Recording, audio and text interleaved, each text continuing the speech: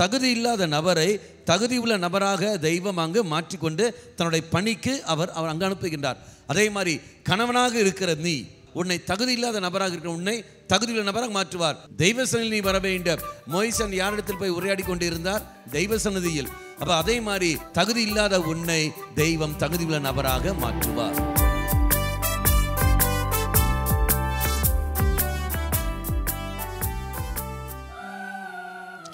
எடுத்து படிங்கள். காலையில் நாம் பார்த்தது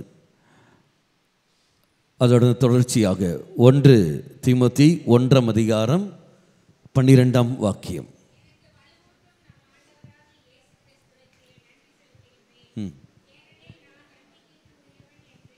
நான் நம்பிக்கைக்குரியவன் என கருதி அவர் என்னை திருத்தொண்டில் அமர்த்தினார். அப்போ நம்ம 2வது நாம் பார்க்க போகின்றோம். என்னது? அவர் என்னை தகுதி உள்ள நபராக அவர் மாற்றுகின்றார். இந்த திருத்தொண்டு அவருடைய பணி செய்வதற்கு தெய்வம் என்னை தகுதி உள்ள நபராக மாற்றுகின்றார். எனக்கு தகுதி கிடையாது. நான் ஒரு குருவாக இருப்பதற்கு தகுதி கிடையாது. உங்களுக்கு தெரியும் இல்லையா?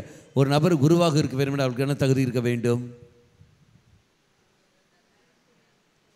ஒரு நபர் கன்னியாஸ்திரியாக இருக்க வேண்டும் என்றால், குருவாக இருக்க வேண்டும் என்றால் அவருக்கு என்ன தகுதி இருக்க வேண்டும்?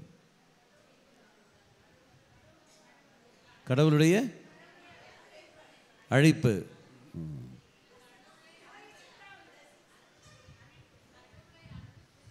கடவுளை வம்பு செய்ய வேண்டும். அவனுக்கு இருக்க வேண்டிய ஒரே தகுதி இன்மை. என்னது? தகுதி இன்மை. தகுதியே இருக்கக்கூடாது. இந்த புனிதமான ஸ்டோல், இந்த புனிதமான ஆடை அணிந்து கொள்ள இவனுக்கு தகுதி இருக்கக்கூடாது. இந்த தகுதி இல்லாமல் இருப்பதை தான் தெய்வம் தகுதியாக மாற்றுகின்றார். இதை நாம் பார்க்கின்றோம். அப்போ தகுதி இல்லாத என்னை அவர் குருவாக மாற்றுகின்றார். அதே மாதிரி நீ மனைவியாக இருப்பதற்கு, நீ கணவனாக இருப்பதற்கு உங்களுக்கு என்ன தகுதி உண்டு? உனக்கு என்ன தகுதி இருக்குது? இந்த பையனுக்கு நீங்கள் மனைவி, இவன் எவ்வளோ நல்ல பையன். இங்கே ஆண்களை பாருங்கள், அப்படியே எல்லாம் வானத்துதர் மாதிரி இருக்கிறார்கள். அப்படியே இந்த திருமணத்துக்கு முன்னாடி அவங்களை கேட்டு பாருங்க, எப்படி தான் கேட்டு பாருங்க, பயங்கர அப்படியே தெய்வீக பக்தியில் இருந்தேன் ஃபாதர், நல்ல வானத்துதராக இருந்த ஃபதேர் அப்படின்னு சொல்லுவாங்க. எப்போ கல்யாணம் ஆயிச்சோ, தந்தை மகன் தூய் ஆவியாரின் பெயராலே ஆமேன். Praise the Lord. அப்போ மக்களே, அப்போது நீ கணவனாக இருப்பதற்கு உனக்கு என்ன தகுதி உண்டு? நீ மனைவியாக இருப்பது என்ன தகுதி உண்டு? ஒரு தகுதியும் கிடையாது. ஆனால் தகுதி இல்லாத நம்மை தெய்வம் அந்த நிலைக்கு, தகுதியுள்ள நிலைக்கு கொண்டு போகின்றார். உதாரணம் பைபிள் வேதம் என்றால் ஃபஸ்ட்டு உதாரணம் எடுத்துக்கொள்ளுங்கள். யார்? நம்மளுடைய விடுதலை பயணம் நூலில் யார்? மோய்சன் 4ஆம் அதிகாரம் 1 முதல் திருவாக்கியங்கள்.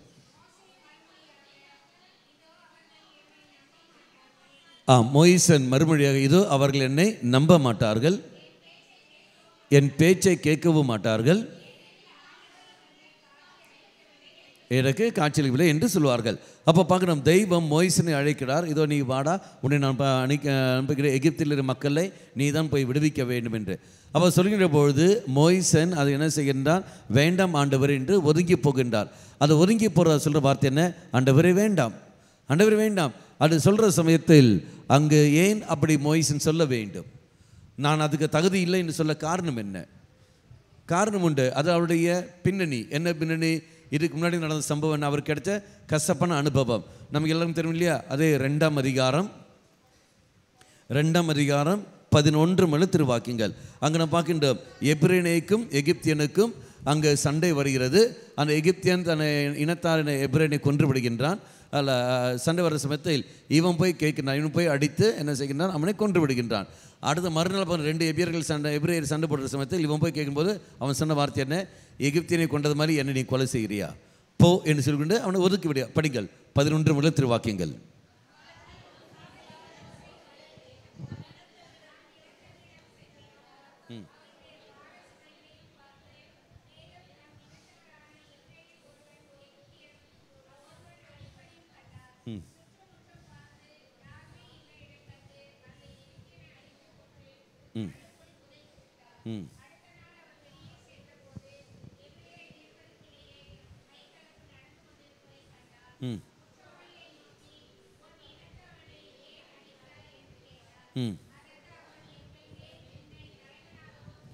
உன்னை தலைவனாகவும் நடுவராகவும் நியமித்தியவன் எவன்? எங்களையும் கொல்லப்படுகிறார். அப்போ உங்களுக்கு அதிகாரம் கொடுத்து யார்? அப்போ அந்த கசப்பான அனுபவம் இருந்த காரணத்தினால யாரும் என் பேச்சை கேட்க மாட்டார்கள். அப்போ வேண்டாம் ஆண்டவரே என்று சொல்லிக்கொண்டு அவன் போகிட்டான். இதனை நீயும் நானும் இதோ வீட்டில் உள்ளவர் சொல்வார்கள், எடா உனக்கு இதோ நான் திருமணமாக பார்க்க போகின்றோம், பிள்ளை நான் பார்க்கணும், என்ன சொல்கிறாய்? அம்மா எனக்கு கல்யாணம் வேண்டாம். எதுக்கு கல்யாணம் வேண்டாம்னு சொல்ல? ஏன் கல்யாணம் வேண்டாம்மா, இதை அப்பா செய்கிற காரியங்கள், அம்மா நீ படுற கஷ்டங்கள், நான் பகுதிக்காரன் அவன் என்ன செய்கிறான் பாரு, என் ஃப்ரெண்டோடைய கல்யாணம் போனேன், அந்த ஃப்ரெண்டு ஏமாற்றி, அந்த பிள்ளை ஏமாற்றிட்டு என் ஃப்ரெண்டு ஏமாற்றி போய், அதே மாதிரி எனக்கு இந்த மாதிரி நடந்துச்சுன்னா வேண்டாம்மா. அப்போ அவனுக்கு கிடைக்கிற கசப்பான அனுபவங்கள், அவனுக்கு வாழ்க்கையில் கிடைக்கிற கசப்பான அனுபவங்கள், அவன் கேட்டதெல்லாம் அதோட விளைச்சத்தில்.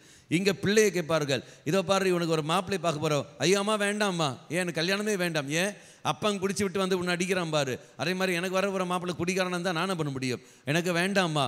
அப்போ அவருக்கு கல்யாணம் வேண்டாம் என்று சொல்ல காரணங்கள் அவருக்கு கிடைச்ச அந்த கசப்பான அனுபவங்கள், அவ்வளோதான் ஒழிய வேறு எதுவும் இல்லை. அப்படி கசப்பான அனுபவத்தின் காரணமாக அவர்கள் என்ன செய்கிறார்கள், எனக்கு இது வேண்டாம், எனக்கு இது வேண்டாம். அப்போ தெய்வம் அவர்கள் ஒரு திட்டத்தை வைத்திருக்கின்றார். அந்த திட்டத்தின்படி தெய்வம் அவர்கள் கொண்டு வர்ற சமயத்தில் இவர்கள் அந்த திட்டத்துக்கு ஒத்துழைப்பல்ல, மாறாக அதுக்கு எதிராக தான் போகிறார்கள். இங்கே மோய்சனை நாம் பார்க்கின்றோம். மோய்சன் தெய்வம் என்ன செய்கின்றார், இதோ நீ விடுவிக்க வேண்டும். நான் வாசிக்கிறோம் இல்லையா, எங்கள் விடுதலை பயணம் 3ஆம் அதிகாரம் 10ஆம் வாக்கியம் படி, 3ஆம் அதிகாரம் 10ஆம் வாக்கியம்.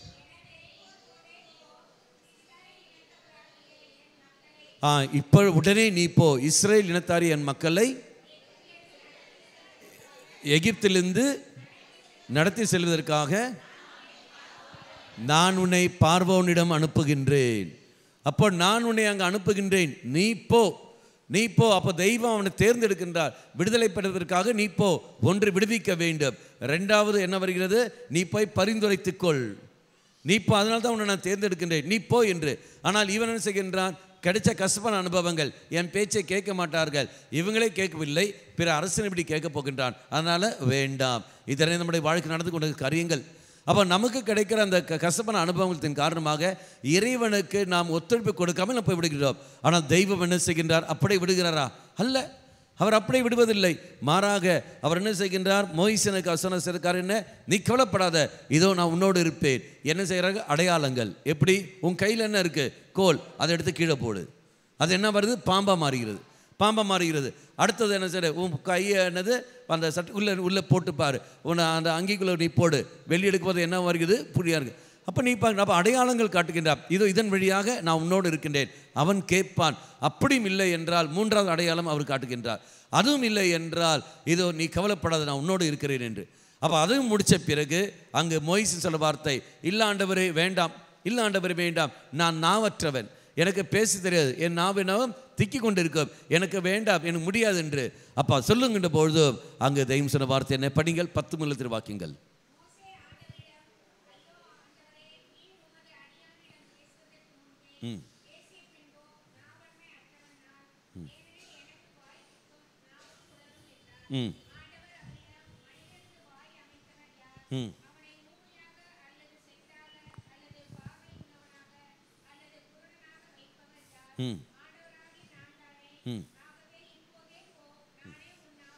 நானே உன் நாவில் இருப்பேன் என்று.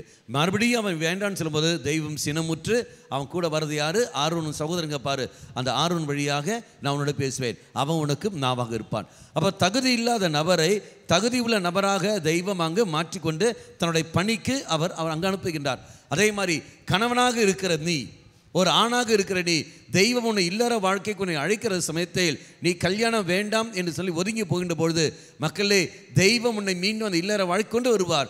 உன்னை தகுதி இல்லாத நபராக இருக்கிற உன்னை தகுதியுள்ள நபராக மாற்றுவார். எப்பொழுது நீ எங்கு வர வேண்டும், இங்கே தெய்வ சன்னதியில் நீ வர வேண்டும். அல்லது நண்பரிடத்தில் போய் சொல்றதல்ல, அப்பா அம்மா போய் சொல்றதல்ல, இங்கு நீ வர வேண்டும். மோய்சன் யாரிடத்தில் போய் உரையாடி கொண்டு இருந்தார், அவன் சகோதரத்தில் அல்ல, தெய்வ சன்னதியில். அப்போ அதே மாதிரி பெண்கள், நீ உனக்கு நம்ம திருமணம் வேண்டாம் என்று நீ சொல்கின்ற பொழுது, ஆண்டவரே இதால் முடியாத ஆண்டவர் என்று சொல்கின்ற பொழுது நீ இங்கு வர வேண்டும். இங்கு வருகின்ற பொழுது தகுதி இல்லாத உன்னை தெய்வம் தகுதியுள்ள நபராக மாற்றுவார். இங்கே பாருங்கள், விடுதலை எகிப்தில் அந்த மக்களை, இஸ்ரேல் மக்களை விடுவிக்க ஒன்று, ரெண்டாவது ஃபாரோ மன்னனிடத்தில் நீ போய் பரிந்துரைக்க வேண்டும், என் மக்களை விடுதலை செய்து பரிந்துரைக்க வேண்டும். அப்போ அதுக்கு தேவை தைரியம். அதுக்கு தேவை தைரியம். அப்படி என்றால் இடம் நீ திருமணம் செய்ய போகிற இந்த பெண் ஏற்கனவே இந்த பெண் தன் குடும்பத்தின் வழியாக பல குடும்பத்தின் வழியாக பல பாவத்தில் அடிமையாக இருக்கின்றாள், பல தீய பழக்கத்துக்கு அடிமையாக இருக்கின்றாள். ஆகவே இவளை விடுவிக்க நான் தேர்ந்தெடுத்த கருவிதான் நீ என்ன செய்ய வேண்டும்? நீ போய் அவளை திருமணம் செய்து கொண்டு கணவனாக இருந்து கொண்டு அவள் எந்தெந்த தீமைக்கு அவள் அடிமையாக இருக்கிறார்களோ, எந்தெந்த பாவத்துக்கு அவள் அடிமையாக இருக்கிறார்களோ, அதிலிருந்தெல்லாம் நீ அவளை விடுவித்து அவளை மீட்கும் பாதைக்கு நீ கொண்டு வர வேண்டும். அதனால உனக்கு நான் கணவன் என்ற ஸ்தானத்தை தருகின்றேன், அவள் மேல் அதிகாரம் இருக்கிறது, போ என்று தெய்வம் சொல்கின்றார். தினம் பார்க்கின்றோம். அதே மாதிரி மனைவியை பெண்ணாகி உன்னிடத்தில் தெய்வம் தேர்ந்தெடுத்து கொண்டு சொல்ற வார்த்தை, இதோ இவன் பல குடி பழக்கத்துக்கும் பல நண்பர்களுடன் தகாத வாழ்க்கை வாழ்ந்து கொண்டு வருகின்றான். அப்போ நீ என்ன செய்ய வேண்டும்? மனைவியின் ஸ்தானத்தை அவனுக்கு தருகின்றேன், அந்த உரிமையை எடுத்துக்கொண்டு அவனை அந்த பாவத்திலிருந்து அந்த பாவச்சூழலிருந்து நீ அவனை விடுவித்து அவனை மீண்டும் என் அருகில் நீ கொண்டு வர வேண்டும். அந்த அதிகாரத்தை அவனுக்கு தருகின்றேன். நான் உன் கூட இருப்பேன். இந்த பணியை நீ ஆண்டவரே எனக்கு பயமா இருக்கு. எப்படி ஆரோனுக்கு தெய்வம் கொடுத்தாரோ அதே மாதிரி இதை அவனுக்கு நான் தருகின்றேன். உன் சொந்த பந்தங்களை நான் தருவேன், நண்பர்களை நான் உனக்கு தருவேன். அவர்கள் உன் கூட இருப்பார்கள், உனக்கு சாதகமாக அவர்கள் பேசுவார்கள், உனக்கு சாதகமாக அவர்கள் பேசிக்கொண்டு உனக்கு வேண்டிய நன்மைகள் செய்வார்கள், அவர்கள் உனக்கு பாதுகாப்பு தருவார்கள். இதை நாம் பார்க்கின்றோம். அப்போ நம்முடைய வாழ்க்கையில் நடக்கிற ஒவ்வொரு சம்பவங்களிலும் இறைவனுக்கு நான் எந்த இடத்துல ஒத்துழைப்பை கொடுக்கிறேனோ அது கேட்பளிக்கிறவே கிடைக்கும். அப்போ நான் இங்கே வர வேண்டும்? பலிப்பீடம். எல்லாத்துக்குமே பலிப்பீடம் தான், இதை விட்டு வேறு எதுவுமே கிடையாது. இங்கே தான் நீ வர வேண்டும். இது சும்மா கடமைக்காக வருவதற்காக அல்ல. வேற கத்தோலிக்க நான் பிறந்து விட்டனே அதனால் திருப்பலி கண்டே தீர வேண்டும் அல்ல, அதல்ல. நீ கத்தோலிக்க பிறந்தாலும் பிறகு விட்டாலும் ரெண்டாவது விஷயம். ஆனால் பலிப்பிடத்தோடு இணைகிற ஒரு மகன் ஒரு மகள் அவர்களுக்கு நிச்சயமாக தெய்வீக வல்லமை அங்கு கிடைத்தே தீரும். இதனுடைய அர்த்தங்கள்.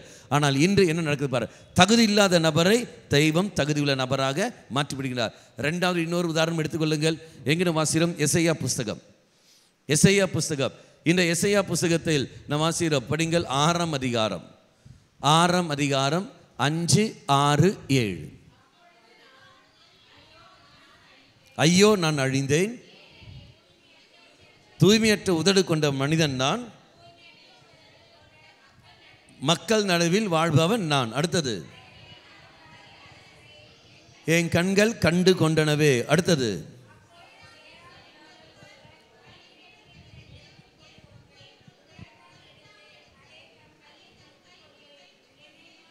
என்னை நோக்கி கடந்து வந்தார். அடுத்தது, என் வாயை தொட்டு இந்த நெருப்பு பொறி உன் உதடுகளை எல்லாம் தொட்டது. அடுத்தது,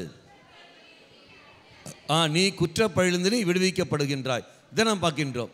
அப்போ நீ தூய்மையாக இருக்கின்றாய். அப்போ நான் பார்க்கிறோம் இங்கே எசையா இறைவாக்கினரை தெய்வம் கேட்ட கேள்வியிலே, யாரை நான் அனுப்புவேன் மக்களின் விடுதலைக்காக நமது பணிக்காக யாரை நான் அனுப்புவேன் என்று கேட்ட தெய்வம் இங்கே எசையா சொன்ன வார்த்தை, ஐயோ நான் முடியாது, என்னால் முடியாது ஆண்டவரே, நீ என்னை தேர்ந்தெடுக்கின்றாயே, நான் அதுக்கு தகுதி இல்லை. அப்போ இறைவனுக்கு ஏதோ ஒத்துழைப்பை கொடுக்காமல் அவன் போய்விடுகின்றான்.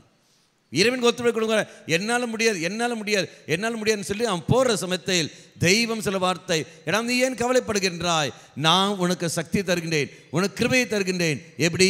தூய ஆவி வழியாக தெய்வம் கொடுக்கிறது. தினம் பார்க்கின்றோம். என்ன வருகிறது அந்த 6ஆம் வாக்கியத்தில் அவன் சொல்ல வார்த்தை, ஐயோ நான் அழிந்தேன், அசுத்த உதடு கொண்ட மனிதன் நான், அசுத்த உதடு கொண்ட மனிதர்கள் மத்தியில் வாழ்பவன் நான். அப்படின்னு என்ன அர்த்தம்? நான் மட்டும் பாவம் செய்யவில்லை, என் கூட இருக்கிறவர்களும் அந்த பாவத்தில் தான் இருக்கிறார்கள், அந்த பாவிகள் மத்தியில் தான் நான் வாழ்ந்து கொண்டிருக்கின்றேன். அப்படி இருக்கிற எனக்கு எப்படி கிருபைகள் கிடைக்கும்? எப்படி இருக்கணும்? நானே பாவத்தில் இருக்கின்றேன், நானே இங்கே நோய்வாய்ப்பட்டு இருக்கின்றேன், நானே நோயாளி இருக்கிற சமயத்தில் நான் எப்படி மற்றவர்களுக்கு ஆரோக்கியமாக கொண்டு போக முடியும்? அப்போ இறைவன் சொல்ல வார்த்தை, இதோ வானிலிருந்து வருகிறது, நெருப்பு பொறி வருகிறது, அவன் நாவை தொடுகின்றார். தொட்டு சொன்ன வார்த்தை என்ன? உன் குற்றப்பழி இதிலிருந்து உன்னை நீக்கிட்டு அவனை தூய்மைப்படுத்தி கொண்டு தகுதியுள்ள மகனாக தெய்வம் அவனை உயர்த்தி பிடிக்கின்றார். உயர்த்தி பிடித்துட்டு போ. அதன் பேர் கேட்க கேள்வி, யாரே நான் அனுப்புவேன்? அப்போ சொன்ன வார்த்தை என்ன? என்னை அனுப்பும் ஆண்டவரே நான் போகின்றேன். தகுதி இல்லாத காரணத்தினால் இது சொல்ல வார்த்தை எனக்கு வேண்டாம் என்று இல்லற வாழ்க்கையில் இருக்கிற நீங்கள் ஆண்டவரே நான் தகுதி இல்லை, எனக்கு வேண்டாம், நான் அப்பனா இருக்குது அம்மா இருக்கிற தகுதி இல்லை சொல்கிற வார்த்தை என்னவென்று, இதை இப்போ எங்களுக்கு குழந்தை வேண்டாம் சொல்கிறாங்க இல்லையா?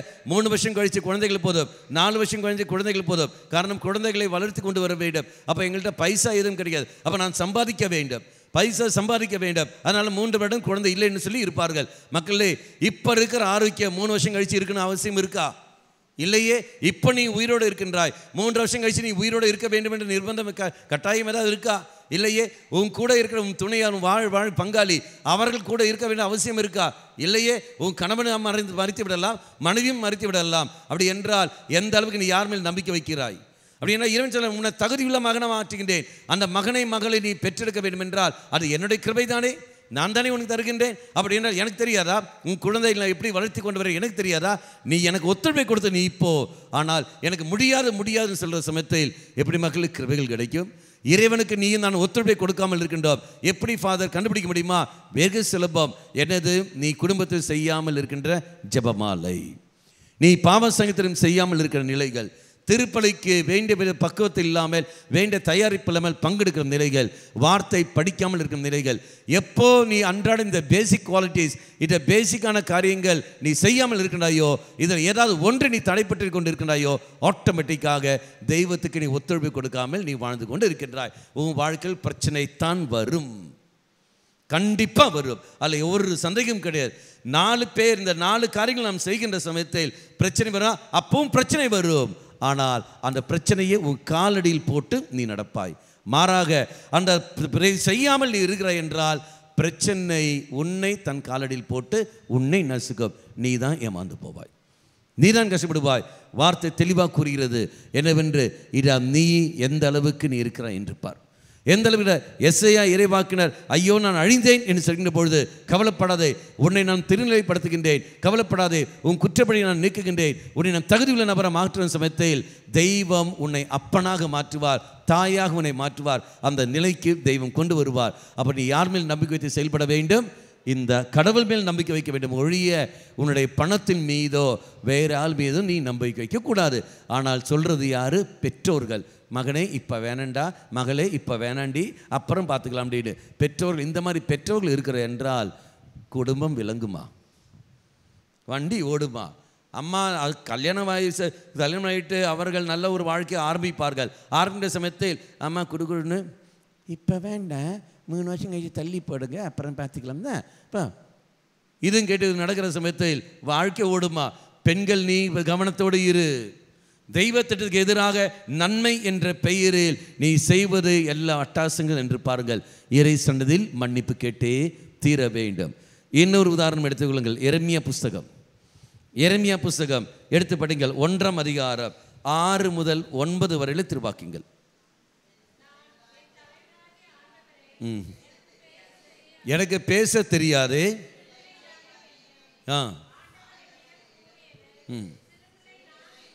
சிறு பிள்ளை நான் என நீ சொல்லாதே. அடுத்தது,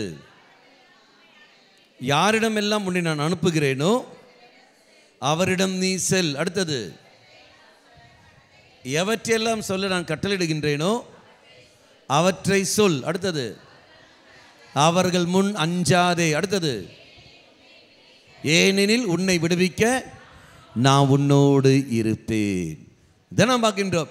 அப்போ தகுதி உள்ளவ, ஐயோ அந்த கணவன் கோபக்காரன், அதை நான் எப்படி போக முடியும்? அந்த மனுஷன் குடிகாரன், எங்கள் அம்மா அவனை தான் பார்க்குறேன், என் மாமா இந்த மாதிரி இருக்கிறாரு, என் அத்தை பையன் அப்படி இருக்குது, என் அத்தை பிள்ளை இப்படி இருக்கிறது, என் மாமா பையன் என் மாமா பிள்ளை எப்படி பண்ண முடியும்? நான் காதலிக்கிற அந்த பையன் இப்படி இருக்கின்றான், நான் காதலிக்கிற பிள்ளை இப்படி இருக்கிறது, எங்களால் எதுவும் பண்ண முடியாது. தயாரிப்பு இல்லை, எப்படி எதிர்த்து பேசுறது தெரியவில்லை, அவங்க ஏதாவது தப்பாக நினைப்பாங்களே, எனக்கு எது போவார்களே, அது எண்ணத்தில் இருக்கின்றது போது எனக்கு தகுதி இல்லை, எனக்கு கல்யாணமே வேண்டாம், எனக்கு கல்யாணமே வேண்டாம், பிள்ளைகள் இப்போ வேண்டாம், கணப்பு வாழ்ந்த சூழல் நாங்கள் பார்த்து கொண்டிருக்கின்றோம், எங்கள் பிள்ளைகள் வேண்டாம், நெருக்கடியில் நாங்கள் இருக்கின்றோம், ஒரு குழந்தை போதும் எங்களுக்கு, அதுக்கப்புறம் குழந்தை வேண்டாம், 2 குழந்தை போதும், அதுக்கப்புறம் குழந்தை வேண்டாம், காரணம் நெருக்கடியில் இருக்கிறோம், கஷ்டத்தில் இருக்கின்றோம், எனக்கு தேவையில்லை. நீ எடுக்கிற தீர்மானங்கள், எனக்கு 1 போதும், எனக்கு 2 போதும் என்று சொல்லிக்கொண்டு நீ எடுக்கிற தீர்மானங்கள், எருமையுடைய திட்டத்தில் உனக்கு தெய்வம் 4 கொடுத்திருப்பார், 5 கொடுத்திருப்பார், நீ 2 மட்டும் பெற்றெடுத்துக் கொண்ட சமயத்தில் மீதி 3 குழந்தைகளை நீ கொன்றிருக்கின்றாய். தெய்வம் எங்கே கொண்டு போய் சேர்ப்பார்? அதை இறைவன் எங்கே கொண்டு போய் சேர்ப்பார்? எனக்கு 2 போதும் சொல்லுங்களா, அந்த 2 ஒன்று அமெரிக்கா போகணும், ஒன்று ஜப்பானுக்கு போகும், முடிஞ்சு போச்சா? 2 குழந்தை, நீ என்ன நீ நீ அமைதியாக இருப்பாய், எனக்கு யாரும் இல்லை, கவனிக்க யாரும் இல்லை. ஆமாம், யாரும் இல்லை. மீதி 3 குழந்தைகள் அவனுக்கு தந்திருப்பேனே, அது உன்னை ராஜ மாதிரி பல்லாக்கில் தூக்கி கொண்டு அப்படியே நடந்து கொண்டிருக்குமே, உன்னை யார் பெற்றெடுக்க வேணான்னு சொன்ன ஆண்டவர் சொன்னாரா? இல்லையே. அப்போ நீ யாருடைய பேச்சை கேட்டா என்றிருப்பார். அப்போ எந்த அளவுக்கு நீங்கள் இருக்கும் பாருங்க, தெய்வம் அந்தந்த சமயத்தில் தகுதியுள்ள நபராக உன்னை மாற்றுகின்ற சமயத்தில் நீ வேண்டாம் என்று ஒதுங்கி போகும்போது எப்பேருடைய பாவத்தில் இருக்கின்றோம். இங்கே எரேமியா புத்தகத்தில் நீங்கள் பாருங்கள், 10ஆம் வாக்கியம் படிங்கள். பிடுங்கவும் தகர்க்கவும் அவிழ்க்கவும் கவிழ்க்கவும் கட்டவும் நடவும் என்று நான் உன்னை மக்களினங்கள் மேல் அரசர்கள் மேல் அதிகாரம் காட்டுக சொல்கின்றேன். அப்போ பார்க்குறப்ப ஃபஸ்ட்டு பிடுங்கவும். என்னத்தை பிடுங்கிறது? என்ன பிடுங்கிறது? வேரூண்டி இருக்கின்றது. இதா தீமைகள் இவனுடைய வாழ்க்கையில், இவனுடைய வாழ்வில் வேரூண்டி போயிருக்கின்றது. விசுவாச வாழ்க்கைக்கு எதிராக இவன் வாழ்ந்து கொண்டிருக்கின்றான். வேரூண்டி போன அதை நீ தான் பிடுங்க வேண்டும். திருச்சபைக்கு எதிராக போய் கொண்டிருக்கிற இந்த பெண், திருச்சபைக்கு எதிராக செயல்பட்டு கொண்டிருக்கிற இந்த குடும்பம், இந்த பெண், இவளை வளர்த்த மக்கள் அத்தனை பேரும் இவளை என்ன செய்கிறார்கள்? தாறுமாற கொண்டு வந்திருக்கின்றார்கள். அதே மாதிரி இந்த பையன் திருச்சபைக்கு எதிராக போய் கொண்டிருக்கின்றான். அதே மாதிரி அருத்தந்தைக்கு எதிராக பேசி கொண்டிருக்கின்றான். வாழ்வுக்கு எதிராக போய் கொண்டிருக்கின்றான். ஆகவே அவன் வேரூண்டி இருக்கின்றது, அந்த தீமை வேரூண்டி இருக்கின்றது. மகளே, மனைவி என்ற ஸ்தானத்திலிருந்து கொண்டு இவனை நீ என்ன செய்ய வேண்டும்? அந்த தீமையிலிருந்து நீ கொண்டு வர வேண்டும். நீ கொண்டு வர வேண்டும். இந்த பேச்சப்படி வையுங்கள். நான் வாசிக்கிறோம் இல்லையா? எங்க 1 கொரிந்தியர் 7ஆம் அதிகாரம், 1 கொரிந்தியர் 7ஆம் அதிகாரம் 14ஆம் வாக்கியம்.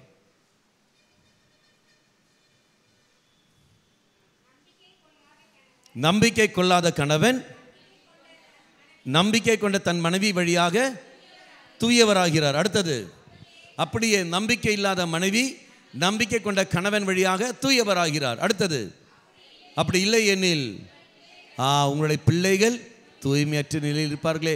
அவன் நம்பிக்கை இல்லாத கணவனுக்கு நம்பிக்கை உள்ள மனைவி, நம்பிக்கை இல்லாத மனைவிக்கு நம்பிக்கை உள்ள கணவன். இதை நம்ம பார்க்கின்றோம். அதான் தகுதியுள்ள நபராக மாற்றுகின்றார். வேரூண்டி போயிருக்கின்றது. அப்போ நீ உன் மனைவியின் ஸ்தானத்தை எடுத்துக்கொண்டு, கணவனுடைய ஸ்தானத்தை எடுத்துக்கொண்டு அவனை அதிலிருந்து நீ பிடுங்கு. அந்த தீமையை பிடுங்கி விடு, தீமை பிடுங்கி விடு. அப்புறம் விட பிடுங்கவும். அடுத்து என்ன வருகிறது? பிடுங்கவும் தகர்க்கவும். அப்படின்னு என்ன அர்த்தம்? பலவிதமான நம்பிக்கையற்ற நிலையை வாழ்ந்து கொண்டிருக்கின்றவன் அவன் பல செவர்களை கட்டி கொண்டிருக்கிறான். தனக்குள்ளேயே இது இப்படிதான் சொல்லி தனக்குள்ளே கட்டி கொண்டிருக்கின்றான். நம்பிக்கைக்கு எதிராக செயல்பட்டு கொண்டிருக்கின்றான். மூட நம்பிக்கையை மையப்படுத்தி போய் கொண்டிருக்கிறான். அதை அத்தனையும் தகர்த்து விடு, அதை அத்தனையும் தகர்த்து விடு.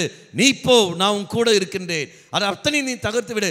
எப்படி? எனக்கு பேச தெரியாது, நான் சாதாரண பெண் அல்லவா, என்னால் பேச தெரியாது. பேச தெரியாது நீ சொல்லாதே. நான் உன்னோடு இருப்பேன், நான் உன்னோடு பேசுவேன். நான் என்ன சொல்றேனோ அது நீ சொல்லு, நான் என்ன செய்ய சொல்றேனோ அது மட்டும் நீ செய். அப்ப தெய்வம் சொல்ல நான் கேட்க வேண்டும் என்றால் அந்த மகன், அந்த மகள் எங்கு வர வேண்டும்? பலிப்பிடம், பலிப்பிடம் வர வேண்டும். நீ இறை வார்த்தை நீ எடுக்க வேண்டும். இறை வார்த்தை வழியாக தெய்வமே உன்னோடு பேசுவார். நீ இறை வார்த்தை எடுக்க வேண்டும். நீ பைபிளை படிக்க மாட்ட. பைபிளை படிக்காத காரணத்தினால் கணவனை எப்படி உன்னால் வழிநடத்த முடியும்? மனைவியை எப்படி உன்னால் வழிநடத்த முடியும்? ஒரு நாள் வழி நடத்த முடியாது. மனிதனுடைய பேச்சுக்களை நீ பேசிக்கொண்டிருப்பாய் ஒழிய தெய்வத்துடைய வார்த்தை இல்லையே. இறை வார்த்தை தான் உன் சக்தியை தரும். தெய்வம் வார்த்தையால் உலகத்தை படைத்த தெய்வத்துக்கு உன் குடும்பத்தில் இருக்கிற பிரச்சனையை தீர்க்க முடியாதா? வார்த்தையால் உலகத்தை படைத்த தெய்வம், வார்த்தையால் அனைத்தையும் செய்த தெய்வம், அந்த தெய்வம் வானத்தை கிழித்து மன்னாவை பொழுத கடவுள், பாறை அடித்து கொண்ட தண்ணீர் தந்த கடவுள், கடலை பிரித்து வழி உண்டாக்கின கடவுளுக்கு உன் பிரச்சனையை தீர்க்க அவரால் முடியாதா? முடியும். நீ ஒத்துழைப்பு கொடுக்கவில்லை. நீ ஒத்துழைப்பு கொடுத்திருந்தால் அவர் வார்த்தை செஞ்சிருப்பாரு. உன்னை யார் வேண்டான்னு சொன்னது? ஆண்டவர் சொன்னாரா? இல்லையே. அப்ப எந்த அளவுக்கு நீ செயல்பட்டு கொண்டிருக்கின்றாய்? அப்ப நாம் செய்ய வேண்டிய ஒரு காரியங்கள் என்னவென்றால் தகர்க்கவும் சொல்லும் போது அவனுடைய விசுவாசத்துக்கு எதிரான செயல்புகள் அது உன்னால் மட்டும்தான் தகர்க்க முடியும். அதே மாதிரி இவளும் ஆலயத்துக்கே வரமாட்டாள், ஆலயத்தையே வரமாட்டாள். அந்த சூழல் வீட்டுக்குள்ளே உட்கார்ந்து இருப்பாள். எனக்கு முடியாது போங்க, என்னால் முடியாது போங்கன்னு சொல்லிக்கொண்டு தானம் கொண்டு இருப்பாள். அவளுடைய விசுவாசத்தை தகர்க்க வேண்டும். என்ன காரணங்கள்? அவள் வாழ்ந்த சூழல் அந்த மாதிரி, அவள் வளர்ந்த சூழல் அந்த மாதிரி, அவர் வளர்த்திய சூழல் அந்த மாதிரி. ஆகவே நீ தான் அதை பார்க்க வேண்டும். உதாரணம் எடுத்துக் கொள்ளுங்கள். உடனே எடுத்துக்கொள்ளுங்க. உதாரணம், நான் இங்கே இருக்கின்றேன். இந்த பக்கம் கத்தோலிக்கர்கள் இங்கே விசுவாச வாழ்க்கை வாழ்கிறவங்க இருக்கிறார்கள். இந்த பக்கம் விசுவாசமற்ற வாழ்க்கை வாழ்கிறவர்கள் இங்கே இருக்கிறார்கள் வைத்துக்கொள்ளுங்கள். ரெண்டு பக்கம். அப்போது விசுவாசமற்ற வாழ்க்கை வாழ்கிறவர்கள் அருகில் நான் நேரத்தை அதிகமாக செலவிடுகிறேன் என்றால் எந்த மனநிலை என்னை அதிகமாக பாதிக்கும்? இவங்க தானே. விசுவாசமற்ற வாழ்க்கை தானே பாதிக்கும். அப்படி என்றால் இந்த மகள் இவரோட சேருகிறவர்கள் யார்? இவருடைய குடும்ப அங்கத்தினர்கள் எப்படி வாழ்கிறார்கள்? விசுவாச வாழ்க்கை வாழ்கிறார்களா இல்லையா என்பதை நீ அறிந்து கொள்ள வேண்டும். அதுதான் ஓலை ஏதர சமயத்தில் கேள்வி என்னவென்று, இவருடைய குடும்ப சூழல் உனக்கு தெரியுமா? கல்யாணம் ஆயிடுச்சுல்ல? ஓலை எழுதிதான் கல்யாணம் ஆயிடுச்சா இல்லாட்டி டிங்கி டிக்கி டிக்கி டிக்கி டிக்கி டிக்கி? அப்போ அதில் கேள்வி உன்னுடைய என்னது, இந்த குடும்பத்தை பற்றி என்ன என்ன என்ன பதில் போட்டுருக்கிறீர்கள்? ஓ தெரியுமே, என்ன மண்ணாங்கட்டி தெரியும், ஏன்னா ஒரு ஜுக்கும் தெரியாது. போயிட்டு அங்கே போனதான் தெரியுது, அடிக்கிறான் சாமி, அடிக்கிறான் சாமி, குத்துறான் சாமி. உன்னை யார் கல்யாணம் பண்ண சொன்னது? தெரியாது. நீ சொல்லியிருந்தா நீ தப்பிச்சிருக்கல, சாமியாராக இருக்கலாம்ல. வேணாம் வேணாம், நாங்கள் நல்லா இருக்கணும், விட்டுரு. அப்போ மகளே, நம்முடைய வாழ்க்கையில் அங்கே தெய்வம் தெளிவாக கேட்கின்றார், இவனை பற்றி தெரியுமா, இவனுடைய குடும்ப சூழல் தெரியுமா, அவங்க ஆலயத்துக்கு போகிறவர்களா, விசுவாச வாழ்க்கை வாழ்பவர்களா, அல்லது என்ன பலிப்படுத்தி மையப்படுத்தி வாழ்பவர்களா, பாவ சங்கீதம் செய்கிறவர்களா, அல்லது கயிறு கட்டி நடப்பவர்களா, மந்திரவாதி தேடி போகிறவர்களா என்று யாருக்கு தெரிந்திருக்க வேண்டும்? உனக்கு தெரிந்திருக்க வேண்டும். பெற்றோருக்கு தெரிந்திருந்தால் பெற்றோர்கள் நீ பிள்ளைகளுக்கு சொல்ல வேண்டும். கல்யாணத்துக்கு அப்புறம் எல்லாம் சரியா போகும், கல்யாணத்துக்கு அப்புறம் சரியா போகும். கல்யாணம் நடக்கும், வாழ்க்கை நடக்காது. கல்யாணம் நடக்கும், வாழ்க்கை நடக்காது. அப்போ என்னவென்று, உங்கள் அப்பா இல்லை, நான் அட்ஜஸ்ட் பண்ணல. திருமணம் அட்ஜஸ்ட்மெண்ட் அல்ல, அது ஒரு அண்டர்ஸ்டாண்டிங், அது ஒரு புரிதல். அட்ஜஸ்ட் பண்ணி வாழ்கிற வாழ்க்கையில் திருமணம் அது ஒரு புரிதலோடு இருக்க வேண்டும். அப்படி என்றால் பெற்றோர்கள் நீ தெரிய வேண்டும். இதோ நீ உன்னுடைய மாமனார் மாமியார் இன்று கயிறு கட்டி நடக்கிறவர்கள் ஆலயத்துக்கு போவார்கள், ஏன்னா அந்தோனியாரை தேடி போவார்கள், மாதாவை தேடி போவார்கள், ஆனால் பாவ சங்கீதம் செய்ய மாட்டார்கள். எல்லாம் நவநாளுக்கு போய் நிற்பார்கள், ஆனால் ஞாயிற்றுமை திருப்பலிக்கு போக மாட்டார்கள், சும்மா கடமைக்கு போவார்கள். ஜெபமாலை அந்த அக்டோபர் மாதம் மட்டும்தான் ஜெயிப்பார்கள், மற்ற சமயம் ஜெபிக்க மாட்டார்கள். இங்கே மொட்டையடித்து வேளாங்கண்ணிக்கு போவார்கள், காவி உடை எடுத்துக்கொண்டு அது பேர்னா தவ காலத்தில் இருப்பார்கள், ஒழிய வேறு எதுவும் செய்ய மாட்டார்கள். அந்த 40 நாளுக்கு மட்டும்தான் இருப்பார்கள். இப்படிப்பட்ட ஒரு குடும்பத்தில் நீ போய் விழுகிற என்றால் வண்டி ஓடுமா? வண்டி ஓடாது. அவங்க விசுவாச வாழ்க்கை எங்கே இருக்குது? ஒரு நாளும் கிடையாது, ஒன்றும் கிடையாது. மாறாகுதா கோயில் தான் ஏசிங்க இருக்கிறார், தாடி வச்சு நிற்கிறார், அங்கேருந்து கண் அப்படியே இருக்குது, கண்ணு திறந்து தானே இருக்குது. இப்போ என்ன பண்ண, டிங்கு டிங்கு டிங்குன்னு கண்ணு முழுதுன்னு வைத்துக் கொள்ளுங்கள். என்ன ஆகும் இந்த இடம்? அதெல்லாம் முடிஞ்சு போயிடுச்சு. எனக்கு 10 ஏசி 20 ஏசி வந்து நிற்கும். ஒரு உண்டியல் பெட்டி தூக்கி வச்சுட்டா போதும், அவ்வளோதான். முதல் பொத்துன்னு வந்து நிற்கும். இதை வச்சு நான் பிஸ்னஸ் பண்ணிடலாம். நான் இல்லை, வெரி குட் ஆண்டவர், நல்ல பிஸ்னஸ் மேன். முடிஞ்சு போயிடுச்சா? இதான் என்னுடைய வேலையா? ஏசு கண்ணு சிமிட்டுறார், பாரா வாடா பப்ளிஷ் பண்ணால் போதும், எல்லாம் போட்ட வந்து நிற்கணும். எங்களுக்கு வேறு வேலை இல்லை. நீ சிமிட்னா அண்ணா, சிமிட்ட எங்களுக்கு அண்ணா, இதோ நான் உன்னை அன்பு செய்கின்றேன், அவ்வளவுதான். இது வர வேண்டும். அப்பேற்பட்ட குடும்பத்தில் இருக்கிறவர்கள் அருளாட்டில் ஏசு கண்ணு சிமிட்டா வாடான்னு சொல்லுதா வந்து இங்கே நிற்பார்கள். குடும்பத்தை ஜெபமாலை நடக்குமா? நடக்காது. ஜெபமாலை நடக்காது. எந்த அளவுக்கு நீர்வா அப்பேற்பட்ட குடும்பம், அந்த மாதிரி குடும்பத்திலிருந்து வந்தவள் தான் இந்த பிள்ளை. அப்படி என்றால் இவருடைய விசுவாசம் அப்படி இருக்கின்றது. ஆகவே அதை தகர்த்து விடு, அதை தகர்த்து விட்டு பக்தி முயற்சியில் பலிப்பிடத்துக்கு கொண்டு வா, பாவ சங்கத்தில் கொண்டு போ. ஏதோ அவளுக்கு உண்மையான அர்த்தம் என்னவென்று அவள் எடுத்து சொல். ஆனால் தான் உன்னை நான் கணவனாக கொண்டு வருகிறேன், ஆனால் தான் உன்னை நான் மனைவியாக வைக்கின்றேன், உன்னை நான் தகுதியில் நபராக மாற்றுகின்றேன். நீ கவலைப்படாதே. எப்படி பேச வேணும் தெரியாது. அந்த மாமனாருக்கு பயங்கரமானவர், அந்த மாமியார் பயங்கரமானவர்கள். அவர்கள் உன்னை வட்டம் கூடி உன்னை பலன் செய்வார்கள். அவர்களை கண்டு நீ அஞ்சாதே, நான் உன்னோடு இருப்பேன், உன்னோடு நான் பேசுவேன். என்ன சொல்ல வேண்டுமோ அது மட்டும் நீ சொல்லு. தகர்க்கவும் பிடுங்கவும் நான் கூட இருப்பேன். போடா. இதுதான் உன்னை நபரை மாற்றுகின்றார். எங்கே நீ உதவி கேட்ட?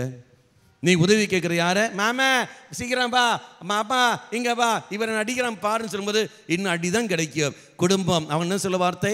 அப்பனை பெற்ற நான் அப்பனா இருக்குன்னு வைத்துக் கொள்ளுங்கள். என் பிள்ளைங்க இருக்கிறேன்னா அப்போ நான் என் பிள்ளைக்கு தான் சப்போர்ட் பண்ணுவேன், வேறு யாருக்கு நான் சப்போர்ட் பண்ண போகிறேன்? ஏன்னா என் உலகத்தில் இல்லாத தப்பாக என் பிள்ளை பண்ணிச்சு, நீ அட்ஜஸ்ட் பண்ணிட்டு போக வேண்டியதானே? இதான் நான் சொல்லுவேன். அதே மாதிரி என் பையன் தப்பு பண்ணுறான்னா நான் சொல்லுவேன், ஏன்னா உலகத்தில் தான் ஆண்களை பண்ணிட்டா என்னமோ பண்ணிட்டா, அப்போ என்ன பெரிய விஷயம் இருங்கிறீங்க, விட்டு போக வேண்டியது தானே, மன்னிச்சு போக வேண்டியது தானே, நீ எல்லாம் மன்னிக்க மாட்டீங்களா? அப்போ இதான் நான் சொல்லுவேன். தவறுகளை நியாயப்படுத்தி கொண்டு அது சாதகமாக இருப்பேனே ஒழிய தான் செய்த தவறுகளை சுட்டி காட்டிக்கொண்டு இது செய்யாதே என்று சொல்ல ஒரு நாளும் அங்கே வராது. தெய்வம் சில வார்த்தை, உனக்கு நான் அதிகாரம் தந்திருக்கின்றேன், எடுத்து பிடுங்கு. இந்த மாதிரி அப்போ அடுத்த என்ன வருகிறது? பிடுங்கவும், தகர்க்கவும், அழிக்கவும். என்ன அழிக்க? எதை அழிக்க? தீமைகளின் தீய சக்திகளையும் அந்த குடும்பத்திலிருந்து அவளுடைய வாழ்க்கையிலிருந்து அவளுடைய வாழ்க்கை சூழலிருந்து நீ எடுத்து மாற்று. அதை அழிப்பதற்காக உன்னை நான் கணவனாக, உன்னை நான் மனைவியாக வைத்திருக்கின்றேன். இதா உன் பிள்ளைகள், உன் பிள்ளைகள் பல தீமைகளுக்கு அடிபடைந்து இருக்கிறார்கள், பல விசுவாசிக்கு எதிராக போய் கொண்டிருக்கிறார்கள். அவர்களை அந்த தீமையிலிருந்து விடுவிக்க நான் உங்களுக்கு பெற்றோர் என்ற ஸ்தானம் தந்திருக்கின்றேன், எடுத்து பயன்படுத்து. அந்த மகன் பல கேள்வி கேட்பான். அப்பா ஏன் இப்படி எல்லாம் நடக்கிறது? கடவுள் இருந்தால் ஏன் இப்படி நடக்கிறது? அம்மா தெய்வம் இருந்தால் ஏன் வாழ்க்கை இப்படி நடக்குது? 1000 கேள்வி கேட்பான். உன்னால் பதில் சொல்ல முடியாது. கவலைப்படாதே, நான் உன்னோடு இருப்பேன். என்ன சொல்ல வேண்டுமோ அது நீ சொல், நான் உன்னை தகுதியுள்ள நபராக மாற்றுகின்றேன். நீ தான் அவனுக்கு ஏற்ற தந்தை, ஏற்ற தாய். நீ சொன்னால் மட்டும்தான் முடியும். அதுக்கு படிப்பு அறிவு தேவையில்லை. தெய்வத்துடைய கிருபை இருந்தாலே போதும். தெய்வத்துடைய கிருபை இருந்தாலே போதும், ஆட்டோமேட்டிக்காக எல்லாமே அங்கு நடக்கும். அப்போ மக்களே, நீ செய்ய வேண்டிய ஒரே ஒரு காரியம், உன் குடும்பத்தில் இருக்கிற தீமைகளை அழிக்க உன்னால் மட்டும்தான் முடியும், ஒழிய வேறு யாரும் முடியாது. ஆனால் தான் தெய்வம் ஏற்ற துணையை கொடுக்கின்றார். பக்கத்து மாமாவை கொடுக்கலையே. கணவனுக்கு ஏற்ற துணைவி யார்? ஏற்ற துணை யார்? மனைவி தானே. மாமி இல்லையே. அதே மாதிரி மனைவிக்கு ஏற்ற துணை யார்? கணவன் தானே. பிள்ளைகளுக்கு ஏற்ற துணை யார்? பெற்றோர் தானே. பெற்றோருக்கு ஏற்ற துணை யார்? பிள்ளைகள் தானே. வேறு யாரும் இல்லையே. சகோதரனுக்கு ஏற்ற துணை சகோதரி, சகோதரிக்கு ஏற்ற துணை சகோதரன். அப்போ உன் குடும்ப அங்கத்தினர்கள் தான் ஒழிய வரதில்லை. ஆனால் தான் தெய்வம் உன்னை குடும்பத்திலிருந்து கொண்டு வரும். நீங்களே பாருங்கள், ஒரு குடும்பத்தில் 5-6 பேர் இருக்கிறன்னு வைத்துக்கொள்ளுங்கள். யாரும் திருப்பலிக்கு போக மாட்டான். ஆனால் அதில் ஒருத்தன் மட்டுமே, ஒருத்தனோ ஒருத்தியோ விசுவாச வாழ்க்கை வாழ்வார்கள். கவனிச்சிருக்கீங்களா? யாராவது ஒருத்தர், அது பையனாக இருக்கட்டும், பிள்ளையாக இருக்கட்டும், அல்ல அப்பனாக இருக்கட்டும், அம்மாவாக இருக்கட்டும், யார் வேணா இருக்கட்டும், மற்ற அத்தனை பேர் மற்ற வழியும் செய்து கொண்டிருப்பார்கள். ஆனால் அந்த குடும்பத்தில் ஒருத்தர் மட்டுமே அங்கே இருப்பார்கள். என்ன காரணம்? அந்த மனிதன் அழிந்து போவதற்காக அந்த நபர் வழியாகவே தெய்வம் என்ன செய்வார்? இதை கொண்டு வர. இப்போ முந்தானத்து புனிதரம் ஆனார். அவர் பேருண்ணா, டிஷர்ட்டு ஜீன்ஸ் எல்லாம் போட்டு அங்கே அருளாக்கிவிட்டேஸ். அதில் ஒரு பையன் சொன்னான், ஃபாதர் நானும் ஜீன்ஸ் பேண்ட்டு போட்டேன், நானும் புனிதரான் விட, சீக்கிரம் போய் ஜீன்ஸ் பேண்ட் போடுறான். ஐயோ! அப்போ அங்கே காரில் சேர்ந்தது புனிதர். அந்த புனிதனுடைய பெற்றோர்கள் விசுவாச வாழ்க்கை வாழ்ந்தவர்களா? இல்லையே. அவருடைய விசுவாச வாழ்க்கை வாழவில்லை. பையனுடைய விசுவாச வாழ்க்கை கண்டு இதா பெற்றோர்கள் விசுவாசத்துக்கு கடந்து வருகின்றார்கள். அப்போ குடும்பத்தில் ஒரு நபர், அது கணவனோ மனைவியோ மகனோ மகளோ பிள்ளை பெற யார் இருந்தாலும் சரி, அந்த குடும்பம் ஒருத்தர் இருந்தார் என்றால் அந்த நபர் வழியாக தெய்வம் அந்த ஒட்டுமொத்த குடும்பத்தையும் இதான் மீட்டுக்கொள்வார். சக்கையை ஒரு ஆள் மட்டுமே தான் மனம் மாறினார். மீட்பு யாருக்கு? இன்று இந்த வீட்டிற்கு. அதே மாதிரி மற்ற திருத்துதற்பணி 16:31 உங்களுக்கு எல்லோருக்கும் தெரியும். நீ மீட்பு பெற வேண்டும் என்றால் யாரை நீ நம்ப வேண்டும்? நீயும் உன் குடும்பம் மீட்பு பெற வேண்டும். யாரை நம்ப வேண்டும்? இயேசு கிறிஸ்து மேல் நம்பிக்கை வை. ஆண்டவராக இயேசு கிறிஸ்து நீ நம்பிக்கை வைக்கிற பொழுது நீயும் உன் வீட்டாரும் அங்கு மீட்பு பெறுவீர்கள். அப்படி என்றால் அந்த தனிப்பட்ட அந்த மனிதன் வழியாக, ஒரு மகன் வழியாக, ஒரு மகள் வழியாக தெய்வம் கொண்டு வருவார். அவ இருந்து சொல்ல வார்த்தை, அஞ்சாதிரு, தைரியம் கிரு. குழந்தை நான் சிறு பிள்ளை, பேச தெரியாது என்று நீ சொல்லிக் கொண்டிருக்காது. தெய்வம் உன்னை தகுதியுள்ள நபராக நாம் உன்னை மாற்றுவார். அதனால் தான் மக்களே உன்னை அவர் தேர்ந்தெடுத்திருக்கின்றார். அப்போ நீ தேர்ந்தெடுக்கப்பட்டவள். இந்த மாதிரி குடும்பத்தில், இந்த மாதிரி சூழலில் என்று இருக்கிறோம் என்றால், என் கணவன் இப்படி இருக்கின்றானே, என் மனைவி இப்படி இருக்கிறான்னு சொல்லி நீ கவலைப்படாது. அப்படி இருக்கிற காரணத்தினால் தெய்வம் என்னை தகுதியுள்ள நபராக மாற்றிக்கொண்டு இவனை மீட்பதற்காக, இவளை மீட்பதற்காக இறைவன் இவளை என் கையில் ஒப்படைத்திருக்கின்றார். அந்தக்கு நான் நிச்சயமாக நான் செய்தே தீர்வேன், ஒத்துழைப்பை கொடுத்தே தீர்வேன். என் உயிரையாவது கொடுத்துவாது இந்த நபரை நான் மீட்டுக் கொள்வேன். இயேசு கிறிஸ்து தன்னுடைய உயிரை கொடுத்து உன்னையும் என்னை மீட்டு இருக்கின்றார். மக்களே, நீயும் நானும் அந்த பணி செய்தத்தான் வந்திருக்கின்றோம். உங்களுக்கு எல்லோருக்கும் பைபிள் அந்த உதாரணம் எல்லாம் தெரியுமே. எங்கிட்ட வாசிக்கிறோம்? 1 பேதுரு 2:18 முதல் திருவாக்கியங்கள்.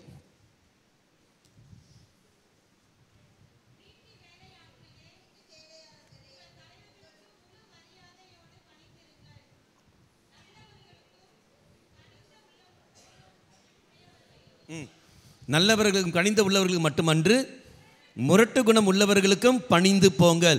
பணிந்து போங்கல் என்ன அர்த்தம்? கீழ்படிதலா? மேலேருந்து கீழே குதின்னு சொன்ன குதிப்பீங்களா?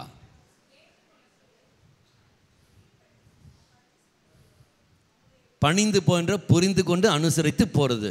கீழ்படிதல் பணிது. உன்னை யார் பயந்து வாழ சொன்னது? உன்னை யார் அடிமையாக இருக்க சொன்னது? ஆண்டவர் அடிமையாக இருக்க சொல்லியே, ஆண்டவர் உன்னை பயந்து வாழ சொல்லியே. பணிந்து போதான் சொல்கிறார் வழி வரல. பிள்ளைகள் பெற்றோர்களை மிரட்டுவார்கள், காக்கூன்னு. பெற்றோர்கள் பயந்து போங்கிறாங்களா? பெற்றோர்கள் மிரட்டுவாங்களா? இங்கே அடிக்கிறது எவ்வளோ நேரம் ஆகும்? அவங்கள சரி போன்னு சொல்லிட்டு அம்மா ஒதுங்கி அப்படியே போகிறாங்க. சரிடா போடா போடா போடா போடான்னு விடுறாங்க. பலாறு அடிக்க தெரியாது என்பது நல்லா கிடையாது. பையன் நினைக்கிறான், பார்த்தியா எங்கள் அப்பாவை என் கண்ட்ரோலில் வைக்கிறேன், எங்கள் அம்மாவை கண்ட்ரோலில் வைக்கிறேன்னு. யார் கண்ட்ரோலில் இருக்கிறது? எங்கே இருக்கிறது? அப்போ இவன் தவறான கருத்தை வைத்து கொண்டு இருக்கின்றான். இவ்வளோதான் வழியை, மற்றபடி எதுவும் கிடையாது. இப்போ நம்ம பார்க்கணும், விட்டு கொடுத்து அனுசரித்து போகிறது, பணிந்து போவது, இதை நம்ம பார்க்கின்றோம். அடுத்த வார்த்தை படியுங்கள். ஒருவர் அநியாயமாக துயருகின்ற பொழுது கடவுளை மனதில் அதை ஏற்கொள்வாரானால், பொறுமையோடு ஏற்றுக்கொள்வாரானால் அது வேறு. இந்த கணவன் அநியாயமாக துயருகின்றாள், அநியாயமாக துயருகின்றான். மனைவி அநியாயமாக துயருகின்றார். என்ன காரணம்? இந்த கணவன் வேறொரு பெண்ணுடன் வாழ்கின்றார், அதே மாதிரி இந்த மனைவி வேறொரு ஆணுடன் வாழ்கிறார்கள். பிள்ளைகள் பெற்றோர்களை ஏமாற்றி கொண்டு தான் வாழ்ந்து கொண்டிருக்கிறார்கள், பெற்றோர்கள் பிள்ளைகளை ஏமாற்றி கொண்டு தான் வாழ்ந்து கொண்டிருக்கிறார்கள். இவர்கள் செய்வது அநீதி, இவர்கள் செய்த அநீதி. சொல்ற தெய்வம் சொன்ன வார்த்தையில் சீராக் புஸ்தகம் வாசிக்கிறோமே, சீராக் 28:2, அடுத்திருப்பவன் செய்த அநீதியை நீ மன்னித்து விடு, அடுத்திருப்பவன் செய்த அநீதியை நீ மன்னித்து விடு. என்ன காரணம்? அவ்வாறெனில் உன் குற்றங்களையும் பாவங்களையும் நான் மன்னிப்பேன். அப்போ இவன் அநீதி செய்கிறான் தெய்வம் தெரியும், நீ சொல்ல வேண்டிய அவசியம் கிடையாது. அப்படி என்றால் அந்த அநீதி செய்கிற வழியாக உனக்கு அவ்வளோ பிரச்சனை வருது என்றால், அன்பு மகனை எதிர்த்து போ என்று தெய்வம் சொல்லவில்லை. அது யார்? உன் கணவன் தானே, உன் மனைவி தானே, உன் பிள்ளைகள் தானே, வேறு யாரும் இல்லையே. அவர்களை பொறுமையோடு ஏற்றுக்கொள், பொறுமையோடு தெய்வத்தை மனதில் நின்று கொண்டு ஏற்றுக்கொள்ள வேண்டுமே ஒழிய பயந்து கொண்டு வாழ தெய்வம் சொன்னதில்லை. பயந்து கொண்டு வாழ தெய்வம் சொன்னதில்லை. என் கணவனுக்கு எதிராக போகின்றான், கணவனுக்கு பயந்து நான் வாழதல்ல, ஏதோ நான் பொறுமையோடு நான் இருக்கின்றேன், இயேசு மேல் இருக்கிற அன்பின் காரணமாக அவரை ஏற்றுக்கொள்கிறேனே ஒழிய உனக்கு பயந்து நான் இருக்கணும் என்று நீ கணவனை எதிர்பார்க்காத. பயத்தினால் அல்ல, அன்பின் வெளிப்பாடனாக நான் இருக்கிறேன் ஒழிய வேறு எதுவும் இல்லை. இங்கு தான் வர வேண்டும். நீ பயந்து நீ அமர்ந்து இருக்கிறாய் என்றால் அது உன்னுடைய தப்பு, அது மீட்பு வராது, அது மீட்பு கிடையாது. தைரியம் அங்கு வர வேண்டும். இயேசு பயந்துட்டா சிலுவையில் தொங்கினாரு? இல்லையே. பயந்துட்டு சிலுவையில் தொங்கினா இல்லையே. படைத்த கடவுளுக்கு அழிக்க தெரியாதா? அழிக்க தெரியாதா? அவனை பாத்தியான்னு என்ன பாத்தியா? ஒரு சிக்கம் கிடையாது. அதான் சொன்னார் இல்லையா, வானத்துதர்கள் படையோடு வரமாட்டார்களா? ஒருத்தன் வந்தாலே உலகம் அழிஞ்சிடும், ஒருத்தர் வந்தாலே உலகம் அழிஞ்சிடும். இது விட்டு தள்ளடா, அது அவங்க ராயப்பா நீ பாட்டு நீ கத்திய தூக்கியான இல்லை, தூக்கி உள்ளே போகிறான், உள்ளே வராங்க, சிப்பனி உள்ளே போடான், படம் முடிஞ்சு போச்சு. தலை ஒரு விஷயம்னு கிடையாது. அப்போ நம்முடைய வாழ்க்கையில் நாம் எந்த அளவுக்கு செயல்படுங்க பாருங்கள். அடுத்த வார்த்தை பாருங்கள். அது இல்லை.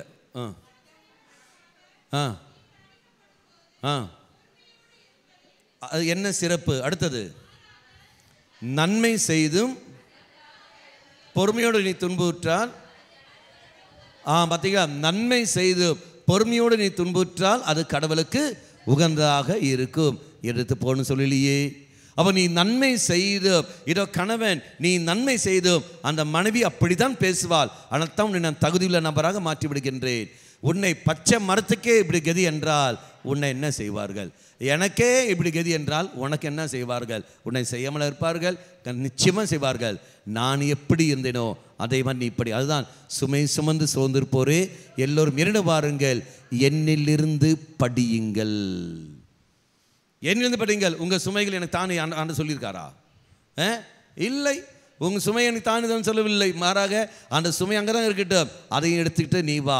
தன் சிலுவையை சுமந்து என் பின்னே வருகின்றவன் தான் சொன்னார் ஒழிய சிலுவையை அங்கே வச்சுட்டு வாடான்னு சொல்லவில்லை. சிலுவையை சுமந்து என் பின்னாடி வா. அது என்னை இறக்கி வைக்கணுமே, இறக்கியெல்லாம் வைக்காத, தூக்கிட்டு வா. எங்கே? என் பின்னாடி வான்னு அப்படின்னு டிங்கி டிங்கி டிங்கி இவருக்கு மாட்டு இப்படி நடப்பார். என் பின்னாடி வா, என்னிலிருந்து படி. சிலுவையில் கல்வாரி மலையில் நான் சொன்ன காரியம் என்ன? பிதாவே இவர்கள் செய்வது என்னவென்று அறியாமல் செய்து மன்னியும். அதே மாதிரி நீ என்ன ஆண்டவர், நான் ஏமாந்தவனா? நீ ஏமாந்தவன் தான், நீ ஏமாந்தவள் தான். யாருக்காக? அன்பிற்காக, அன்பிற்காக. அப்போ அன்பிற்காக நீ ஏமாந்து கொண்டிருக்கல, மாறாக தெய்வம் உலக பார்வையில் நீ ஏமாந்தவன், தெய்வத்துடைய பார்வையில் இறைவன் சொல்ல வார்த்தை, இவனே என் பிரியப்பட்ட மகன், இவளை என் பிரியப்பட்ட மகள். இதுதான் மக்களை உண்மையான வார்த்தை. உலகத்துடைய பார்வையில் நான் ஏமாந்தவன், பிழைக்க தெரியாதவன், வாழ தெரியாதவன். ஆனால் தெய்வத்துடைய பார்வையில் நான் பிரியப்பட்ட மகன், பிரியப்பட்ட மகள். உனக்கு எது வேண்டும்? அதுவா இதுவா? நீ தான் தீர்மானம் எடுக்க வேண்டும். எதிரி நீ பார்த்துக்கோ, அதா இதா எதா. பிரைஸ் தி லார்ட், ஹல்லேலூயா. இனி அடுத்த வார்த்தை படியுங்கள். கிறிஸ்துவ உங்களுக்காக முன்மாதிரியை வைத்து சென்றுள்ளார். அடுத்தது, எனவே நீங்கள் அவருடைய அடிச்சுவட்டை பின்பற்றுங்கள். அடுத்தது, இதற்காகவே நீங்கள் அழைக்கப்பட்டிருக்கிறீர்கள். அப்போ இயேசு கிறிஸ்துவும் உங்களை இத்தான் செய்திருக்கின்றார். அவரை அடிச்சுவடை பின்பற்று. இதா அவருடைய சிலுவை சிலுவை. அதுதான் மக்களே, சிலுவை என்பது மீட்பின் அடையாளம் தான் ஒழிய துன்பத்தின் அடையாளம் அல்ல. அப்ப கணவன் மனைவிக்காக நீ சிலுவை சுமக்க வேண்டும், மனைவி கணவனுக்காக சிலுவை சுமக்க வேண்டும். சிலுவை சுமக்க தயாரா? அப்படி தயாராக இருந்தால் மட்டும் கல்யாணத்துக்கு சம்மதம் கொடு, இல்லை என்றால் கல்யாணம் செய்யாத. கல்யாணம் செய்யாத. நீ சிலுவை சுமக்க தயாராக இல்லை என்றால் எதுக்கு உங்க வாழ்க்கை? இன்பத்திலும் துன்பத்திலும். இன்பம் மட்டும் இல்லையே, நோயிலும் ஆரோக்கியத்திலும். ஆரோக்கியம் மட்டும் இல்லையே, நான் உனக்கு பிரமாணிக்க. ரெண்டுத்திலும் பிரமாணிக்க இருக்க வேண்டும். ஒன்றில் மட்டும் பிரமாணிக்கிறது என்ன பிரயோஜனம்? என்ன பிரயோஜனம்? தெய்வத்துக்கே பிரமாணிக்கம் இல்லாமல் இருக்கிற நீ எப்படி மக்களே கணவனுக்கு பிரமாணிக்கம் இருக்க போகின்றாய்? எப்படி மனைவிக்கு பிரமாணிக்கம் இருக்க போகின்றாய்? அங்கேயே அடி வாங்குது இல்லையா? பிறகு எப்படி இருக்க முடியும்? உன்னை யார் கல்யாணத்துக்கு சம்மதம் தெரிவிக்க சொன்னது? உன்னை யார் கல்யாணம் பண்ண சொன்ன? ஆண்டவர் சொன்னாரா? இல்லையே. மன்னிப்பு கேள். இறைவன் உன்னை தகுதியுள்ள நபராக இறைவன் உன்னை மாற்றுகின்றார். அவர் தகுதியுள்ள நபராக உன்னை மாற்றுகின்ற சமயத்தில் அந்த இறைவனை ஒத்துழைப்பு கொடுத்தாலே போதும். எரேமியா சொன்னார் பார்த்தீங்களா? மறுபடியும் அந்த வார்த்தையை படிங்கள். எரேமியா சொன்ன அந்த வார்த்தை அது இல்லை. எரேமியா சொன்ன வார்த்தை 6ஆம் வாக்கியம். எனக்கு பேச தெரியாது என்றேன். அடுத்தது சிறுபிள்ளை நானே என்றேன். அடுத்தது ஆண்டவர் என்ன நீ சொல்லாதே. அடுத்தது செல். அடுத்தது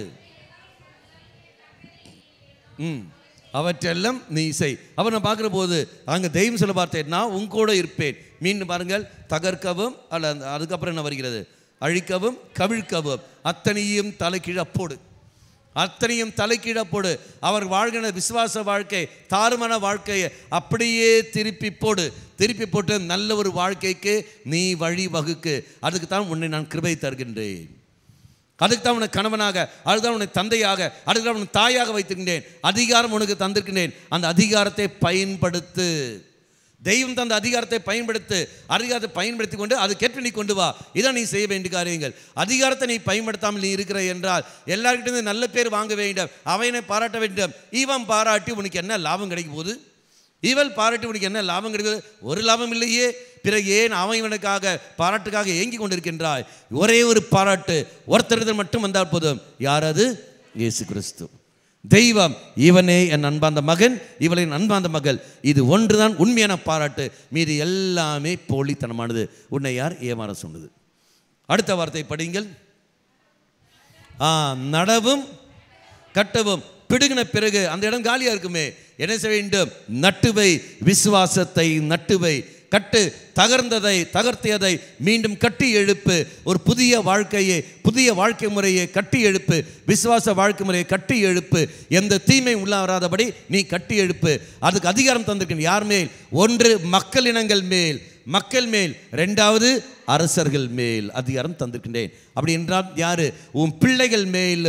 அரசர்கள் என்றால் உன் அதிகாரத்துக்கு மேல் இருக்கிறவர்கள். அப்படி என்றால் கணவனே, உன்னை மேல் அதிகாரிகள் இருக்காங்க பாருங்க. உன் தாத்தா பாட்டி பெரியவர்கள் இருக்காங்கல்ல, ஊர் பெரியவர்கள், ஊர் மதேஸ்வர், நாங்களும் ஊர் பெரியவர்கள் பத்தியோ வருங்க, அவர்கள் மேல் உனக்கு அதிகாரத்தை தருகின்றேன். போ, நன்மைக்கு எதிராக போகாதே. நன்மைக்கு தீமைக்கு எதிராக தீமைக்கு போய் போராடு. நன்மைக்கு தேற்ற துணை நீரு, நான் உன்னோடு இருப்பேன். இதான் மக்களையும் பார்க்கணும். அப்போ எரேமியாவுக்கு தெய்வம் எந்த அளவு கொடுக்கிறாரோ அதே மாதிரி உனக்கும் எனக்கும் தெய்வம் அங்கு தந்து கொண்டே இருக்கின்றார். நெய்யின் நாம் உணர்ந்திருக்கின்றோமா? தகுதி இல்லாத என்னை தெய்வம் தகுதியுள்ள நபராக மாற்றுகின்றார். இன்னொரு நபரை எடுத்துக்கொள்ளுங்கள். எசேக்கியேல். பயங்கரம். எசேக்கியேல் எடுத்து படியுங்கள். எங்கு வருகிறது? 3ஆம் அதிகாரம் 1, 2, 3.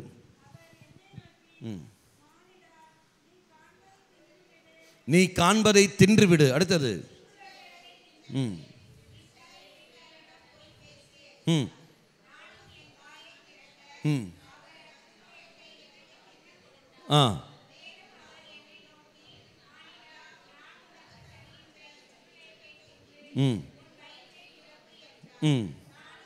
நானும் தின்றேன், என் வாயில் தேனை போல் இனித்தது.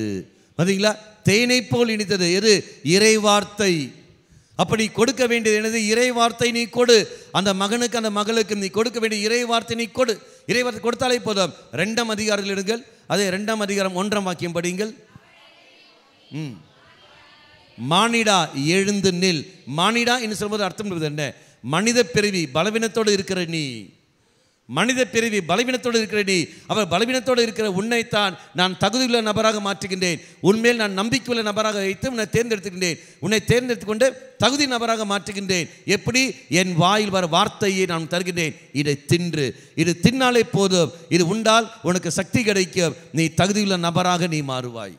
இதோ நீ பலவீனத்தோடு இருக்கின்றாய், மண்ணாக இருக்கின்றாய், மண்ணுக்கு நீ திரும்புவாய். அடி மண்ணுக்கே திரும்புகிற உன்னைத்தான் நான் நபராக தேர்ந்தெடுக்கின்றேன். என் பணியை செய்ததற்காக இதை உன்னை நான் தேர்ந்தெடுக்கிறேன், வா என்று அழைக்கின்றார். அடுத்த வார்த்தை என்ன வருகிறது பாருங்கள். மானிடா எழுந்து நில். அந்த எழுந்து நில் என்றால் என்ன அர்த்தம்? எழுந்து நில் என்ன அர்த்தம்? படுத்துக்கொண்டு எழுந்ததுக்கும் நிற்கிறதுக்கும் வித்தியாசம் இருக்கா? சக்தி பெற்றதா ரெடி, உடனே செயல்படுகிறார்கள். அவன் படுத்து எழுந்து வருவதுக்குள்ளே நான் அங்கே ஓடி விடுவேன். தினமாகின்றோம். அப்போ பார்க்குற பொழுது எழுந்து நில் என்றால் அவன் தயாரிப்போடு, அவன் தயாரில் இருக்கின்றான். இதோ நான் தயாரிப்போடு இருக்கின்றேன், நீ சொன்ன போதும் டப்புன்னு சாப்பிடுறது அடுத்த நிமிஷம் நான் போய்விடுகின்றேன். அப்போ இறை காரியத்துக்கு தயாராக இரு. பலவீனத்தோடு இருக்கிற நீ இதான் எழுந்து நில், தயாராக இரு, நிற்காத. திருமண வயசு வந்து விட்டது, தயாராக இரு. சம்பளம் நீ வாங்குகின்றாய், தயாராக இரு. அந்த பணம் உனக்கல்ல, அடுத்த நபருக்கு. அடுத்த நபர் உனக்கல்ல. கணவன் நீ சம்பாதிக்கிற என்றால் சொல்றார் இல்லையா, நான் சம்பாதிக்கிறேன், நான் குடிக்கிறேன், நீ யார் என்ன கேள்வி கேட்க? நீ சம்பாதிக்கிற என்றால் 5 பைசா உனக்கு சொந்தம் அல்ல. 5 பைசா சொந்தம் இல்லை. அது உன்னை நம்பி இருக்கிற உன் பிள்ளைகளுக்கும், உன்னை நம்பி இருக்கிற கணவனோ மனைவி, அவருக்கு தான் நீ சொந்தம் ஒழிய அது உனக்கு சொந்தம் இல்லை. உனக்கு திருமணம் நடக்கவில்லை என்றால் அப்போவும் அந்த 5 பைசா உனக்கு சொந்தம் அல்ல. என்ன காரணங்கள்? அது உன்னை பெற்றவர்களுக்கும் கூட பிறந்தவர்களுக்கும் தான் ஒழிய அடுத்தவனுக்கு அது உனக்கு ஒரு நாளும் சொந்தம் அல்ல. தெய்வம் தந்த ஆரோக்கியம், தெய்வம் தந்த சம்பத்து, அதெல்லாம் மற்றவர்களுக்கு நீ கொடுக்க வேண்டும். அவளை வளர்த்தி கொண்டு வர வேண்டும். அதுதான் தெய்வம் தந்துக்கிறார். நீ மட்டும் வளர்ந்து வருவதற்காக அல்ல. அப்போ இறை சந்நிதியில் என்ன தெளிவாக தெய்வம் கற்றுத் தருகின்ற பொழுது இதாவது எழுந்து நில். அடுத்த வார்த்தை என்ன வருகிறது? எழுந்து நில், உன்னோடு நான் பேசுவேன். எழுந்து நில், டைரக்டாக நான் பேசுவேன், உன்னோடு நான் பேசுவேன். அவன் இவள் அவள் என்றவல்ல, உன்னோடு நான் பேசுவேன். எழுந்து நில், பலவீனத்தோடு இருக்கிற உன்னை நான் பேசுவேன். எப்படி? வார்த்தை சொல்லும்போது அந்த படிக்கிற சமயத்தில் உனக்கு அங்கு தகுதி கிடைக்கும். இப்போ மக்களே, தகுதி இல்லாத நீயும் நானும் என்ன செய்ய வேண்டும்? தகுதி பெற வேண்டும் என்றால் இறை வார்த்தை படி. அந்த இறை வார்த்தை உன் கணவனுக்கு கொடு, அந்த இறை வார்த்தையை மனைவிக்கு கொடு. அது கொடுக்கிற சமயத்தில் ஒட்டப்படி உங்களுக்கு இருக்கும். மக்களை, நீங்கள் அருளாளத்துக்கு வந்து கொண்டு இருக்கின்றீர்கள். என்ன காரணம்? அற்புதம் அடையாளம் தேடி வருகிறீர்களா? இல்லையே. இங்கே என்ன கொடுக்கப்படுகிறது உங்களுக்கு? இறை வார்த்தை. இறை வார்த்தை தான் மையப்படுத்த ஒழிய அற்புதம் அடையாளம் அல்ல. அது ரெண்டாவது. நீ அற்புதம் வார்த்தை அது இல்லாட்டியும் நடந்து கூட அந்த இருக்கும், அது தலை ஒரு விஷயமே கிடையாது. ஆனால் எனக்கு தேவை இறை வார்த்தை. அந்த வார்த்தையானது எனக்குள் சில சமயத்தில் ஆட்டோமேட்டிக்காக என்னுடைய வாழ்க்கையில் அற்புதங்கள் அடையாளம் நடந்துக்கும். இதான் பார்க்குறோம். மத்தியானம் வரைக்கும் நீங்கள் அமர்ந்து கொண்டிருக்கீர்கள். ஏன் ரொட்டி சாப்பிட்டு அப்படியே போக வேண்டியது தானே? உங்களை யாரும் இங்கே கொண்டு உட்கார வச்சது நாங்களா? அல்ல. இறை வார்த்தை கேட்க நீ ஆவல் காட்டினீர். அந்த இறை வார்த்தை கேட்க நீ ஆசை காட்ட காரணத்தினால் அந்த ஆவல் ஆனது உனக்கு பல விடுதலையும் சௌக்கியமும் தந்து கொண்டிருக்கிற ஒழிய வேற எதுவும் அல்ல.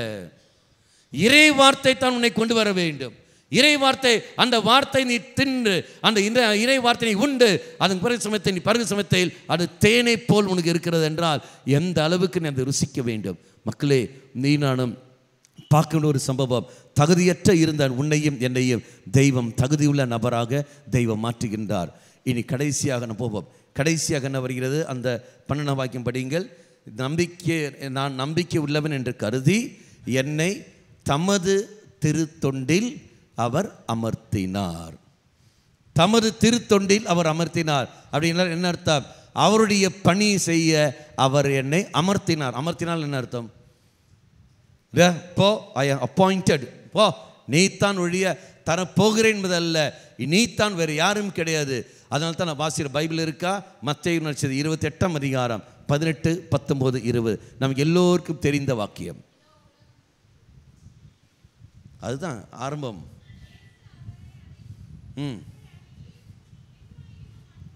விண்ணுலகிலும் மண்ணுலகிலும் அனைத்து அதிகாரமும் எனக்கு தரப்பட்டிருக்கின்றன. அடுத்தது, எனவே நீ போய் எல்லா மக்களினத்தாரையும் என் சீடராக்குங்கள்.